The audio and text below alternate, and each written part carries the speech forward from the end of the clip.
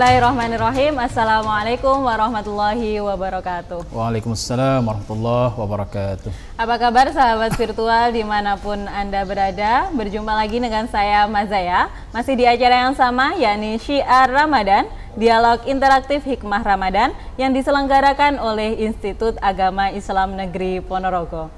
Alhamdulillah sudah bersama saya seorang dosen yang sangat luar biasa sekali. Beliau adalah Ketua Jurusan Pendidikan Agama Islam, Fakultas Tarbiyah dan Ilmu Keguruan IAIN Ponorogo. Tidak lain dan tidak bukan adalah Dr. Harisul Watoni, Magister Pendidikan Islam. Assalamualaikum Pak Haris. Waalaikumsalam warahmatullahi wabarakatuh. Sehat ya Pak? Alhamdulillah. Gimana Mbak Zia? Sehat? Alhamdulillah sehat juga dan masih semangat ini berpuasa ya. Ramadan. Ini sudah menjelang zuhur, ini harusnya lebih kuat lagi ya. Iya. Alhamdulillah, sahabat virtual semua, pada kesempatan kali ini saya bersama Pak Haris akan membahas sebuah tema yang sangat luar biasa menurut saya, yaitu Ramadan bulan Tarbiyah. Menarik sekali. Nah, Pak Haris, kenapa bisa Ramadan itu dikatakan sebagai bulan Tarbiyah dan aspek apa yang terkandung di dalam Ramadan bila dilihat dari sudut pandang Tarbiyah? Tarbiyah itu pendidikan Pak ya? Iya, pendidikan. Iya, okay. Monggo. Oke, baik. Bismillahirrahmanirrahim. Assalamualaikum warahmatullahi wabarakatuh. Waalaikumsalam warahmatullahi wabarakatuh. Alhamdulillahi rabbil alamin wal aqibatu lil muttaqin wala udwana illa 'alal zalimin. Asyhadu an la ilaha illallahul malikul haqqul mubin wa asyhadu anna Muhammadan abduhu wa rasuluhu shadiqul amin wa adul amin. Allahumma fassalli wa sallim wa barik ala sayyidil mursalin wa ala alihi wa ashabihi ajmain, amma ba'du. Terima kasih, sebuah pertanyaan yang sangat bagus. Jadi begini, puasa Ramadan ketika dikaitkan dengan tarbiyah, dalam konteks ini tarbiyah adalah pendidikan, maka mempunyai sebuah titik singgung dan keterkaitan yang sangat erat. Karena kalau kemudian kita tinjau apa sih pendidikan itu sendiri Pak Mas ya, karena pendidikan itu sendiri kalau kita rangkum dari pendapat berbagai pakar bisa disimpulkan bahwa pendidikan adalah merupakan sebuah usaha sadar. Usaha sadar dalam rangka membimbing, membina, mendampingi ya. Kalau kemudian dalam konteks pendidikan adalah peserta didik agar kemudian dia berkembang potensinya. Dia berkembang seluruh aspek ada di dirinya sehingga kemudian mencapai sosok manusia yang baik secara intelijensinya, baik secara fisiknya, baik secara moralitasnya, baik secara rihanya, secara umum semacam itu. Nah, kalau kemudian kita kaitkan dengan konteks Ramadan, maka saya kira tepat karena Ramadan itu menurut saya dalam perspektif tarbiyah adalah memenuhi unsur itu. Bagaimana kemudian Ramadan itu menurut saya bukan sekedar sebuah ritual ibadah semata yang kemudian itu hanya mempertautkan antara seorang hamba dengan Allahnya. Allah sebagai amir atau yang memberikan perintah adanya puasa dan hamba sebagai orang yang makmur yang harus kemudian dia melaksanakan perintah puasa itu sendiri. Ini saya kira ada sedikit yang menarik Mbak Azza ya, karena dalam pendidikan itu kita mengenal ada beberapa terma ya, ada beberapa istilah. Ketika kita bicara tarbiyah itu ada tarbiyah, ada ta'dib, ada kemudian taklim. Nah, taklim itu biasanya cenderung dimaknai sebagai sebuah pembelajaran ya atau pengajaran. Nah, kalau kemudian kita cermati ayat yang sangat populer saya kira di bulan Ramadan ini, firman Allah dalam surat Al-Baqarah ayat 183 itu. Di situ Allah berfirman, a'udzubillahi minasyaitonir rajim, bismillahirrahmanirrahim. Ya ayyuhalladzina amanu kutiba alaikumusyamu kama kutiba alal ladzina min qablikum la'allakum tattaqun. Kita akan mencoba mendekati ini atau menganalisis ini perspektif yang lain. Menurut saya kalau perspektif pembelajaran ini ada beberapa komponen pendidikan ada di dalamnya.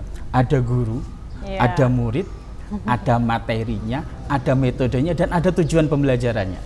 Nah, mungkin Mbak Azaya, siapa gurunya Pak Haris dalam konteks ini? Iya. Oke, baik. Gurunya tentu saja kita melihat siapa yang memerintahkan puasa ini kan. Ketika ya ayyuhalladzina amanu otomatis adalah firman Allah Subhanahu wa taala. Berarti wahyu yang Allah berikan kepada Nabi Muhammad. Dan yang memerintahkan ini adalah Allah. Dalam konteks ini menurut saya Allah adalah sebagai gurunya gitu ya. Gurunya dalam konteks bahwa Allah ya kemudian membentuk wahana pembelajaran itu sendiri. Itu satu. Yang kedua, mungkin yang ditanyakan siapa itu muridnya ya atau pembelajarannya. Pembelajarannya adalah orang-orang yang beriman. Ya ayyuhalladzina amanu. Maka dalam konteks ini adalah menurut saya dalam hal ini adalah sebuah kemuliaan. Bagaimana kemudian yang mampu menjalankan puasa adalah mereka-mereka yang memang mempunyai kapabilitas dan kapasitas keimanan yang baik. Logikanya apabila dia adalah orang kafir, orang yang mempunyai keimanan yang minim, bahkan fasik, bahkan musyrik, ya otomatis akan keberatan melaksanakan puasa ini. Maka sekali lagi dalam konteks ini muridnya adalah siapa? Orang-orang yang muslim atau orang yang beriman, ya. Nah, selanjutnya materinya apa Pak Haris ya? Oke, materinya itu adalah siam. Ya. Yang diajarkan oleh Allah, yang diinstruksikan oleh Allah adalah apa? Siam, puasa itu sendiri. Ya, kita belum bicara tentang puasa dari berbagai pendekatan, ya, dari berbagai makna, ya. Tidak hanya sementara sih kita bicara bahwa siam ini adalah materi yang Allah ajarkan sebagai seorang guru, sebagai guru. Nah, kemudian mungkin bertanya, metodenya apa Pak Haris ya? Metodenya itu kalau kita cermati ada kata-kata kutiba alaika ya ayyuhalladzina amanu kutiba alaikumusiyam kama kutiba alal ladzina min qablikum. Allah menyebut kama kutiba, ini merupakan menurut saya adalah sebuah metode yang indah sekali. Yang Allah sampaikan bagaimana kemudian Allah ketika menyuruh puasa ini tidak semata-mata bersifat imperatif, bersifat instruktif. Tetapi Allah kemudian begitu indah merangkum kata-kata ini dengan kata-kata kutiba alaikumusiyam kama kutiba alal ladzina min qablikum. Artinya bahwa puasa ini bukanlah sebuah beban bagi orang mukmin, tidak. Tetapi ini adalah merupakan sesuatu hal yang sudah lazim dan jamak dilakukan oleh orang sebelum mukmin. Oke, itu metodenya. Nah, terus tujuannya apa berarti? Nah, tujuannya adalah la'alakum tattaqun. Dalam konteks pendidikan, dikatakan pembelajaran yang berhasil, dikatakan pendidikan yang sukses adalah ketika tujuan pembelajaran itu tercapai. Dan tujuan pembelajaran tadi adalah apa? Ketakwaan tadi itu. Kalau kemudian ketakwaan tidak tercapai, mohon maaf, pembelajaran dikatakan pembelajaran zong, ya, pembelajaran yang gagal. Ya, semacam itu. Oke. Iya Pak Haris, menarik sekali. Dan terakhir nih yang ingin saya tanyakan, tadi kan udah disampaikan tentang unsur-unsur puasa sebagai materi tarbiyah. Nah, kalau dalam pendidikan sendiri menurut Bloom itu kan ada kognitif, afektif, psikomotorik. Nah, itu kalau diaplikasikan di puasa Ramadan bagaimana itu Pak? Oke, baik, itu saya kira teori orang barat, tetapi walaupun demikian bisa kita tarik karena memang ada beberapa kesesuaian ya.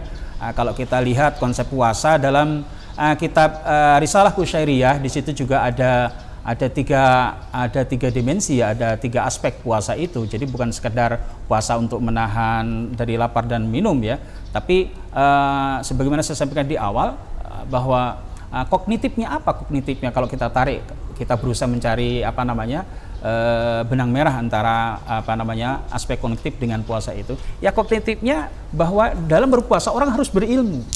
Dalam Islam kan kita mengenal man amila bi ghairi min fa'amaluhu mardudun la tuqbalu fa'amalu mardudatun la tuqbalu. Maka mohon maaf, mengapa kemudian kita harus niat? Ya. Nawaitu shauma ghadin anda li fardhi syahri. Ada kata-kata fard di situ, ada ilmu. Sehingga orang harus tahu puasa ini adalah wajib. Maka para ulama begitu indah membuat konsep nawaitu itu karena memang di situ salah satu syarat amal adalah ada ilmu. Dan ilmu itu dalam konteks ini menurut saya adalah ranah kognitifnya.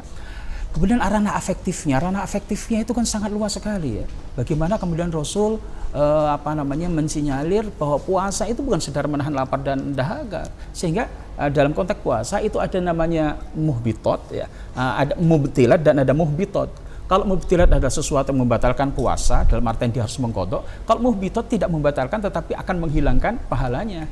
Di antaranya adalah ya sebenarnya yang kita pahami ya, menggunjing, berbohong, bersumpah palsu, dan itu merupakan afektif itu. Itu adalah sebuah bentuk sikap bagaimana kemudian kita menjadi sosok muslim yang baik. Yang terakhir adalah psikomotorik. Bagaimana kemudian agar puasa ini kemudian tidak dijadikan alasan orang untuk malas-malasan dan sebagainya. Maka kalau kita lihat sejarah, mayoritas peperangan yang dilakukan oleh Rasul adalah dilakukan pada bulan Ramadan. Artinya jangan sampai Ramadan itu kemudian membuat fisik kita lemah, tapi justru sebaliknya fisik kita harus kuat. Luar biasa sekali penjelasan dari Pak Haris kaitan Ramadan sebagai wahana tarbiyah, luar biasa sekali. Dan secara pribadi sebenarnya masih banyak sekali pertanyaan yang ingin saya sampaikan kepada Bapak dan tentunya sahabat virtual juga seperti itu. Tetapi saya kira perlu saya sampaikan kepada sahabat virtual semuanya yang ingin menggali lebih dalam kepada Bapak Haris tentang ilmu-ilmu beliau dan tentang Ramadan sebagai wahana tarbiyah dan lain sebagainya, karena saya yakin beliau ini sangat handal di bidangnya, maka jangan khawatir, sahabat virtual semuanya bisa kemudian bertatap muka, berinteraksi dengan beliau dengan cara bergabung menjadi Civitas Akademika IAIN Ponorogo. Gimana caranya? Semua infonya lengkap ada di pmb.iainponorogo.ac.id. Sahabat virtual semua bisa mengunjungi link tersebut dan bisa melihat-lihat tata cara pendaftaran mahasiswa baru IAIN Ponorogo baik S1 maupun S2. Baik, terima kasih Pak Haris atas waktunya dalam sesi kali ini.